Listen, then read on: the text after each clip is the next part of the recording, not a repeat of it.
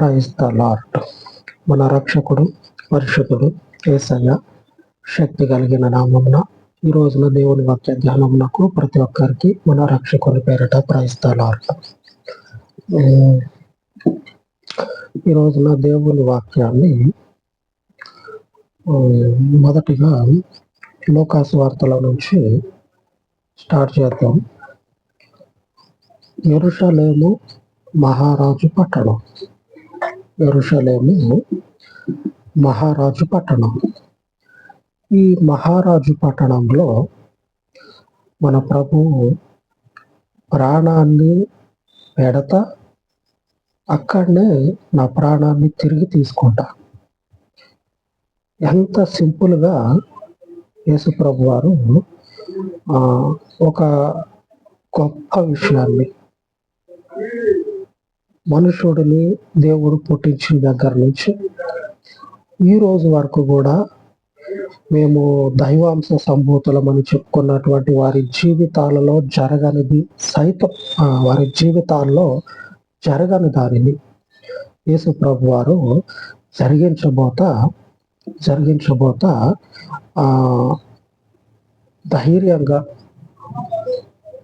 ధైర్యంగా సవాలు చేసి మరీ చెప్తా ఉన్నాడు.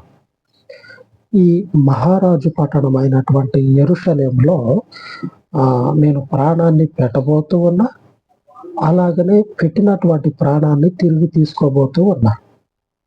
సింపుల్, అసలు ఎక్కడ కూడా జరగనటువంటిది యేసు ప్రభు వారు నేను చేయబోతా ఉన్నా అని చెప్పనని సెలవిస్తా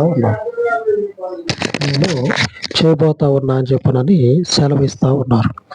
ఎలాగా గూట్లో గనక రూపాయి బిళ్ళ పెట్టి తీసినట్లుగా మనకి ఊర్లలో ఉంటాయి, తెలిసే ఉంటుంది. ఆ ముంతలాగుంటుంది, కొన్ని గూళ్ళు ముంతలాగుంటాయి. దాంట్లో రూపాయి పెట్టి ఎలాగైతే ఈజీగా తీసుకుంటామో అంత తేలికగా నేను ప్రాణాన్ని పెట్టి తిరిగి తీసుకోబోతూ ఉన్నా అని దేవుని యొక్క ఆదుపాజ్ఞలలో, దేవుని యొక్క మార్గమందు నిలబడినట్లయితే ఇంతటి సామర్థ్యము ప్రభు మనకు అనుగ్రహిస్తాడు.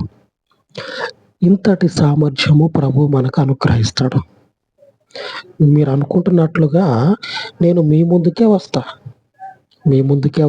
మీ మధ్యలోనే ప్రాణాన్ని విడుస్తా, మీ మధ్యలోనే ప్రాణాన్ని తిరిగి తీసుకుంటా, విడిచిపెట్టినటువంటి నా ప్రాణాన్ని తిరిగి తీసుకుంటా. ఇక మీరేం చేస్తారో చేసేట. దేవునికి స్తోత్రము కలుగును గాక. ఆయన భయంకరుడైనటువంటి మహాదేవుడు. ఆ దేవుడు మనకిచ్చినటువంటి ఈ భూమి మీద మనం ఏం చేయాలంటే భయం కలిగి, భూమి పుట్టినప్పటి నుంచి ఈ రోజు వరకు మనుషులని మింగుతా ఉంది. ఒక కరోనా కావచ్చు, లేకపోతే ఒకానొక సమయంలో దగ్గర 90ల్లో పుట్టినటువంటి వారికి అంత 90, 80,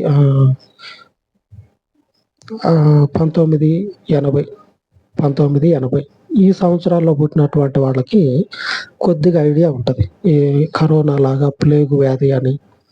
అలాగనే ఇంకా భయంకరమైనటువంటి ఉపద్రవాలు మనుషుల మీదకి వచ్చి మనుషులను మింగేసినాయి. దేవుడు పాపం అనేది పెరిగిపోతే ఆయన కోరుకోనటువంటిది ఏదైతే ఉంటుందో దానిని మనుషులు చేయటానికి తెగబడితే, ఆయన కోరుకోని దానిని చేయటానికి మనుషుడు ఎప్పుడైతే తెగబడతాడో అప్పుడు భయంకరమైన ఉపద్రవాలు వచ్చి మనుషుడిని మింగేస్తా ఉన్నాయి. ఆయన ఏమంటా ఉండంటే, మీరేమి చేయొద్దు, నేను కోరుకున్నట్లుగా మీరు బ్రతకండి. సకల మనుషులకి ఇదే వర్తిస్తుంది, సకల మనుషులకి. అందులో ఆయన ప్రజలైనటువంటి మనకి ఇదే జీవనాధారం. అన్నం కాదు మన జీవనాధారము, చేసే వృత్తి కాదు, తినే అన్నం కాదు. ఆయన యొక్క ఆజ్ఞ, కూడుకున్న జీవితం, ఆయన యొక్క ఆజ్ఞతో కూడుకున్న జీవితం.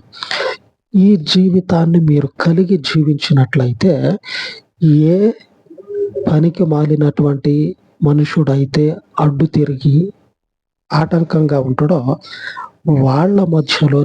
వాడి మధ్యలోనే మీకు బలమును నేను అనుగ్రహిస్తా, అపారమైనటువంటి సామర్థ్యాన్ని మీకు కలుగజేస్తా. అంతకు మునుపు ఎక్కడా జరగల, ఇక ముందుకు జరగదు, ఎప్పటికీ జరగదు. క్రీస్తు జనుల జీవితాలలోనే, క్రీస్తు జీవితంలోనే ఈ మరణమును జయించి తిరిగి లెగవటం జరుగుతుంది. ఈ తిరిగి లెగవటం అనేది క్రీస్తుతో పాటుగా మన జీవితాల్లో కూడా ఉన్నది. కాకపోతే మనం ఏం చేయాలంటే క్రీస్తును పోలి, క్రీస్తు తండ్రిని పోలి ఏ రీతిగా జీవించిండో భూమి మీద అదే రీతిగా మనం కూడా జీవించాలి. మన ప్రభు స్పష్టంగా, తండ్రి దేవుడు స్పష్టంగా సూటిగా చెప్తా ఉన్నాడు, మీ జీవితాలకు, మీ ప్రాణాలకు నెమ్మదిని తీసుకొచ్చేది ఏంటంటే ఆయన ఆజ్ఞ, ఆయన మనకిచ్చినటువంటి శాసనం. దీనిని మాత్రమే మనము హృదయం అందించుకొని ఆయనను చూస్తూ నడవాలి. లూకాసు వార్త 13వ అధ్యాయం 33వ వచనం, అయినను నేడు, రేపు, ఎల్లుండి నా త్రోవను నేను పోవుచుండవలెను. ప్రవక్త యెరూషలేమునకు వెలుపల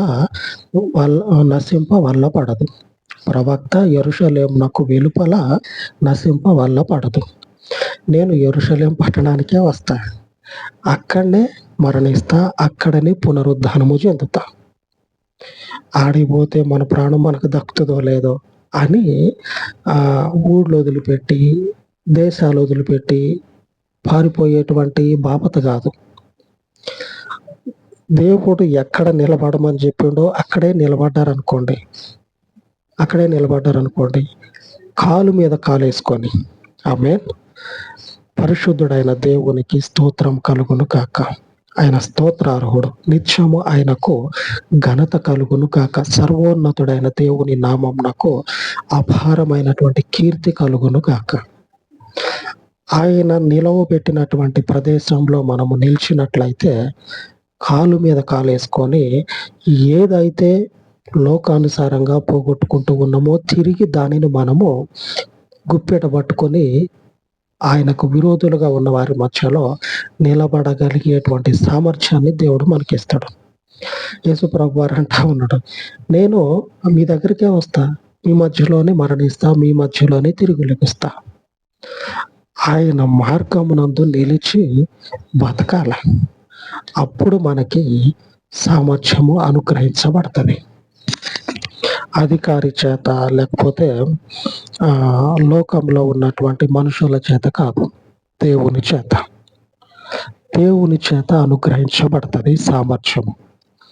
ఎంతటి సామర్థ్యం అంటే అది ఆయన ప్రజల మధ్యలో, ఆయన ప్రజలకు మాత్రమే, ఆయనతో నడిచిన వారికి మాత్రమే అనుభవంలోకి వస్తుంది, మరొకరికి రాదు. ఇర్మియా గ్రంథంలో ప్రభు అదే సెలవిస్తా ఉన్నాడు. 7వ అధ్యాయము 3వ వచనం, సైన్యములకు అధిపతియగు ఇశ్రాయేలు యొక్క దేవుడనగు యెహోవా ఇలాగు సెలవిచ్చుచున్నాడు, నేను ఈ స్థలమున మిమ్మును నివసింపజేయనట్లు మీ మార్గములను, మీ క్రియలను దిద్దుకొనుడి. మీరేం చేస్తారంటే మీ మార్గాన్ని, మీరు చేసేటువంటి పనుల్ని, ఆయనకు విరోధమైనటువంటి పనులు ఏమై ఉన్నాయో వాటిని మీరు సరిదిద్దుకోండి. మీ తప్పులు మీరు దిద్దుకోండి. అప్పుడేం జరుగుతుందంటే క్రీస్తు ఏ రీతిగా శత్రువుల మధ్యలో ప్రాణాన్ని పెట్టి తిరిగి లేచిండో అదే రీతిగా శత్రువుల మధ్యలో మీకు కొట్టివేయబడినటువంటి బలం అనుగ్రహించబడుతుంది. ప్రభువుకి స్తోత్రం కలుగును కాక. ఆయన రక్షకుడు, మనుషుల మధ్యలో పునరుద్ధానుడైనటువంటి మనుషుడు, కానీ దేవుని కుమారుడు. మనుషుడే కానీ దేవుని కుమారుడు. ఆ దేవుని కుమారుడే మరణాన్ని జయించి తిరిగి లేచిండు. అందరూ అల్పకాలపు సంతోషంతో నింపబడి ఆ రోజు వాళ్ళ సంతోషం వర్ణనాతీతం. ఆ రోజు వాళ్ళ సంతోషం వర్ణనాతీతం. అంటే ఇక ఆ సంతోషాన్ని మనం మాటల్లో చెప్పలేము. ఆ సంతోషము మూడో రోజుకే ఆవిరైపోయింది. ఆ సంతోషము మూడో రోజుకే శత్రువుల యొక్క ఆ ధైర్యం అంతా కూడా నీరైపోయి ఒక్కొక్కడు బిక్క చచ్చిపోయారు. దేవుడు స్పష్టంగా చెప్తా ఉన్నాడు, మీరు ఈ స్థలమున నివసించినట్లు ఇర్మీయాలో చెప్పబడినట్లుగా మీరు నేను ఈ స్థలమున మిమ్మును నివసింపజేయాలంటే మీ క్రియలు చక్కగా ఉండాలి. యేసు ప్రభువారు తండ్రిని మాత్రమే గురి చూసి నడుస్తూ ఉన్నాడు.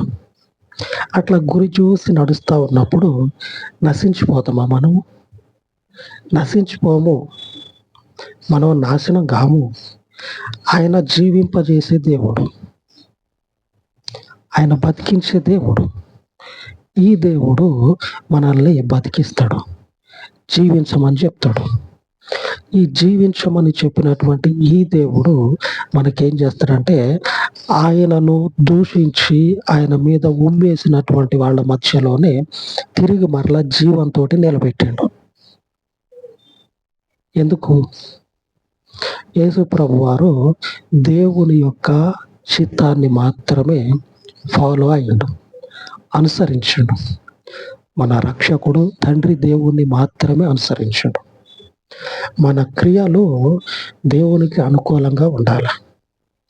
దేవుడు ఈరోజు మనకి వాగ్దానం చేస్తూ ఉండడం, దేవుని ప్రమాణం ఈ రోజున ద్వితీయోపదేశకాండము 18వ అధ్యాయము 12వ వచనంలో నుంచి, ఆ హేయములైన వాటిని బట్టి నీ దేవుడైన యెహోవా నీ ఎదుట నుండి ఆ జనములను వెళ్ళగొట్టుచున్నాడు. వారు చేసినటువంటి హేయమైన పనులు ఏంటంటే, బలి ఇవ్వటం, మాట్లాడనటువంటి వారు రూపించుకున్నటువంటి దేవుళ్ళు కానటువంటి వాటికి మనుషులను బలివ్వటం, జంతువులను బలివ్వటం, అలాగనే మంత్ర ప్రయోగాలు చేసేటువంటి వారిని ఆశ్రయించి మా బతుకు ఏమవుతుంది అని చెప్పినని వాళ్ళ దగ్గరికి పోయి కూర్చొని వీళ్ళ బతుకు గురించి ఆలోచన చేయటం, ఇట్లాగా చేస్తూ ఉన్నారు. దేవుడిచ్చినటువంటి ఆ పరిశుద్ధమైన పవిత్రమైన భూమిని, దేవుడు వారికి ఇచ్చినటువంటి ఆ గొప్ప జీవితాన్ని అపవిత్రం చేస్తూ ఉన్నారు. ఈ క్రియలను మీరు దిద్దుకోవాలి. ఇప్పటికీ అటువంటి వాళ్ళు ఉన్నారు. ఈ రోజుకి ఈ క్రియలు చేసేటువంటి వాళ్ళు ఉన్నారు. ఆయన మార్గమందు నిలిచినటువంటి మనకి, మన జీవితాలకి సంపూర్ణత అనేది క్రీస్తులో ఉంది. మనకి ఈ సంపూర్ణతలో మనము నిలిచి మనము అసంపూర్ణంగా ఉన్నాం, మనకి అస్వస్థత ఉంది అని ఆయనను కాదని ఆయన కాదనుకున్నటువంటి వాటి దగ్గరికి పోతే మనల్ని దేవుడు హేయమైనటువంటి పరిస్థితుల్లోకి నెట్టేస్తాడు. అటువంటి పనులు చేశారనే దేవుడు ఏం చేసిందంటే మనకి ఈ స్థితిని ఇచ్చాడు. ఒకప్పుడు ఆ పనులు ఎవరైతే చేశారో వారిని ఆ ప్రాంతం నుంచి వెళ్ళగొట్టి వారి ప్రాంతాన్ని దేవుడు మనకిచ్చాడు. వాళ్ళ ఉద్యోగాలని, వాళ్లకు కలిగినటువంటి సమృద్ధిని తీసి మనకిచ్చాడు. వాళ్ళు అట్లాంటి పనులు చేశారని, అటువంటి పనులు చేసినటువంటి వారిని దేవుడు అసహించుకుంటే, ఈ రోజున అటువంటి పనులు మనం చేస్తే మనల్ని కూడా దేవుడు అసహించుకుంటాడు కదా. మనం ఏమన్నా దేవునికి ఎక్కువ కాదు, తక్కువ కాదు. అలాగని చెప్పనని దేవుని ముందు మనము తప్పు చేసినా సరే మనం క్షేమంగా ఉంటాం అనుకోవటం అది పెద్ద తప్పు. ఆయనకి ఎవరైనా ఒకటే, నీతిని తప్పితే ఎవరైనా ఒకటే. కాబట్టి ఆయన ముందు మనం ఎలాగుండాలంటే, లేఖనము సెలవిచ్చినట్లుగా ఆ హేయములైనటువంటి వాటిని ఎవరైతే జరిగించారో వాళ్ళని నేను వెళ్ళగొట్టి ఉన్నా. అటువంటి క్రియలని మీరు కలిగి ఉన్నట్లయితే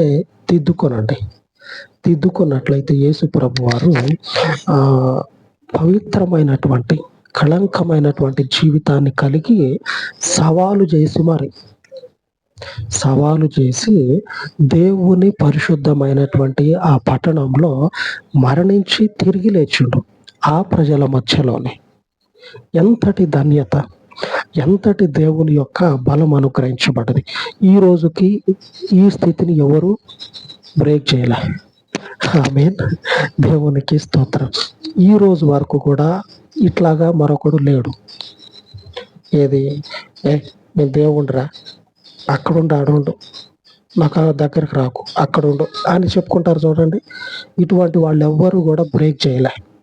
చనిపోయి తిరిగి లేచినటువంటి దాఖలాలు లేవు, ఉండవు కూడా. క్రీస్తు ఒకడు మాత్రమే ఆ మరణాన్ని బ్రేక్ చేసి, దాన్ని అణిచి, మరణాన్ని జయించి తిరిగి లేచిండు.